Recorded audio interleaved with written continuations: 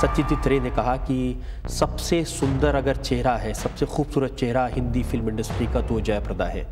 Such a great director, और ये मेरे लिए लाइफ टाइम की अचीवमेंट मानती हूँ मैं। लेकिन फिर कुछ लोगों ने कहा कि ये चेहरा सिर्फ चेहरा रहकर रह गया, खूबसूरती सिर्फ चेहरे की रह गई, एक्टिंग में नजर नहीं आई।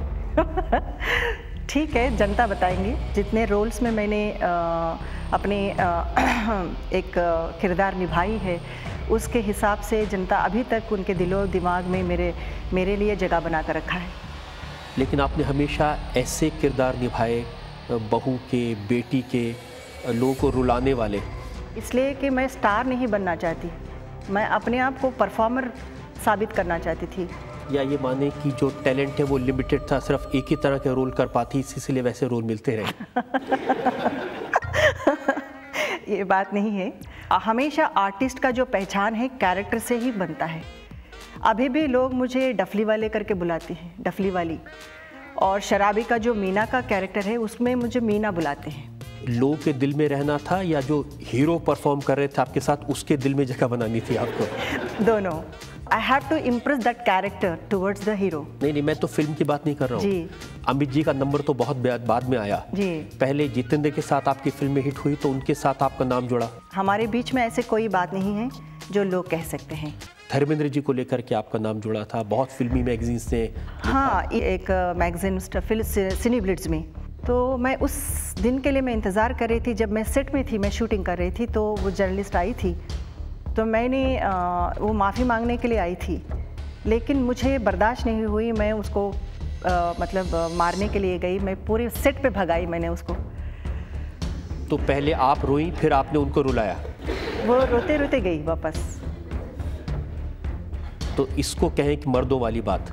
मर्दों वाली बात नहीं है, हिम्मत वाली बात है। दिल्ली में करोल बाग के नाईवाला से आप जेब में 800 रुपए लेकर मुंबई चले गए थे एक्टर बनने के लिए? जी हाँ, बिल्कुल। और ये भी सही है कि वहाँ किसने घास नहीं डाली आपको? मेरे को अपने आप में बड़ा कॉन्फिडेंस था, अपने लुक्स पर।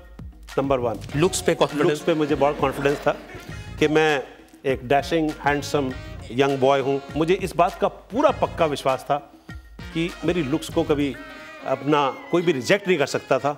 इसलिए मैंने अपने करियर में आज तक जो है कभी फिल्म प्रोड्यूसर को फोटोग्राफ नहीं दिखाई, क्योंकि मैंने फोटोग्राफ खिंचवाई नहीं।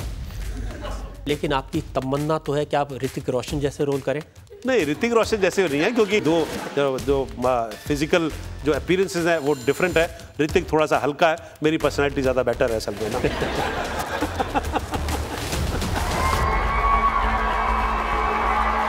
खान साहब, ये इल्ज़ाम लगा था कई बरस पहले, पंडित विश्व Mohan Bhatt Grammy award winner हैं, उन्होंने इल्ज़ाम लगाया था कि अमजद अली खान साहब दिल्ली में बैठकर म्यूज़िक माफिया चलाते हैं। अब ऐसा है कि वो पंडित रविशंकर जी के शिष्य हैं, क्योंकि माशाल्लाह वो बड़े टैलेंटेड हैं, समझदार हैं। और लेकिन ये इस किस्म की बात समझदारी की बात नहीं है, क्योंकि संगीत में वो कोई भी गैंग हो वो ज़्यादा देर तक काम नहीं कर सकता। जो लोगों की ज़िंदगी में म्यूज़िक नहीं है वो शायद बहुत कामयाबी से माफिया गैंग चला सकते हैं। लेकिन आपने उनकी बात करते करते इशारा दे दिया कि वो पंडित रविशंकर के शिष्य हैं। इतने महान संगीतकार के शिष्य हैं। मैं सोच रहा था आप कह रहे हैं कि गैंग रविशंकर जी चलाते हैं।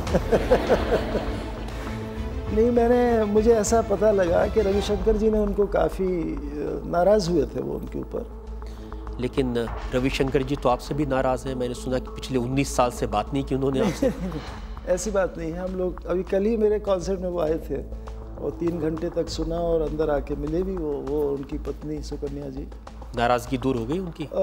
मेरे ख्याल से ऐसी बात मुझे नज़र आई नहीं। एक और उस्ताद हैं जो आपसे बहुत बहुत नाराज़ हैं, उस्ताद बिस्मिल्लाह खान साहब। ये बात है 23 दिसंबर 2004 की, आपको याद होगी जी। कोलकाता की रात जी। आपने सबके सामने उस्ताद बिस्मिल्लाह खान साहब को सिनाइल कह दिया, पागल कह दिया। लेकिन मुझे तकलीफ़ यूँ हुई कि जो हमने कलकत्ते में जो रिहर्सल करी थी, तो खान साहब स्टेज पर कुछ और ही शुरू हो गए। जो रिहर्सल में जो करा था वो नहीं करा, तो मैं मुझे बड़ा तकलीफ़ हुई। और फिर खान साहब कुछ ऑडियंस को कुछ बोले, कुछ माइक वाले को जो हमारे साउंड सिस्टम कर रहे थे उनको बहुत बेइज्जत कर दिया। वो हालात ऐसे हो गए थे, लेकिन खुदा का शुक्र है हमने उनको फिर बाद में बधाई दी नए साल की। लेकिन साथ साथ आपने ये भी तो कह दिया, इससे पता चलता है कि वो बनारस की किस गली के रहने वाले हैं। नहीं, मैं बड़ी उनकी इज़्ज़त करता हूँ। वो जो कुछ हुआ वो उस मोमेंट पर हो गया, लेकिन बिस्मिल्लाह खान साहब जैसा कलाकार दोबारा पैदा नहीं होगा। आपने ये भी कहा कि जो भारत रत्न की उपाधि उन्हें मिली है वो डिज़र्व नहीं करते। उस मौके पर, उस हालत में मुझे वाकई नहीं याद है मैंने क्या क्या कह दिया, लेकिन असलियत यह है कि मैं उनकी बहुत इज़्ज़त करता हूँ।